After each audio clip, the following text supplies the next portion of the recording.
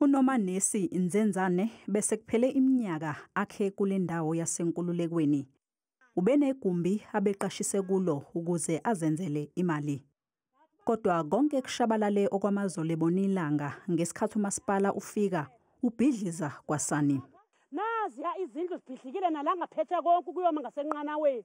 Zikrete ziyeyanto isikolo kuyanto isikolo sisele sodwa pha akho kwamizi akhona lapho singaya khona sabe uncedo lwethu lovelaphi. Zingaphezulu kwama200 izindlu ebezakhiwe lapha ezibhidlizwe umasipala. Izakhamuzi zikhala ziyazithulisa.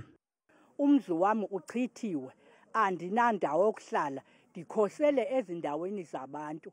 Ngoku ndikhosele kwezindawo zabantu abantwana bami bafunda esikolweni eMsikaba abana uniform.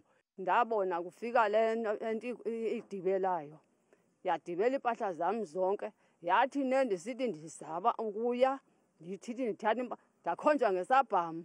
Ndikhonjwa ngesabhamu nje ndibuza uba ndiyaphi na ngoku ndizothatha impahla yami.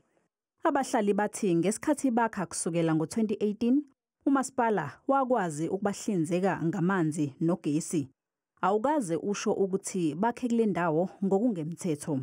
Zange asinikeze kwanto lamanenze into etsho uba masisuke kula ndawo sade sakha sagqina. Abanye abantu banezindlu ezingapha kwe20 abanye ezilapha kwe13.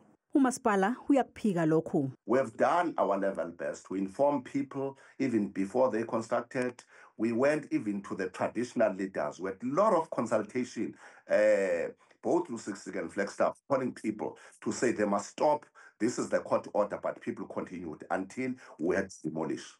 Umasipala uthi ufuna ukuyithuthukisa le ndawo ukuze kwakhiwe amabhizinisi azofukula umnotho. We are doing this process to restore the dignity of our town so that it looks better, so that we can plan as a municipality for the local economic development. Kunomunye futhi umphakathi owakhe eduze kwayo le ndawo yasenkululekweni.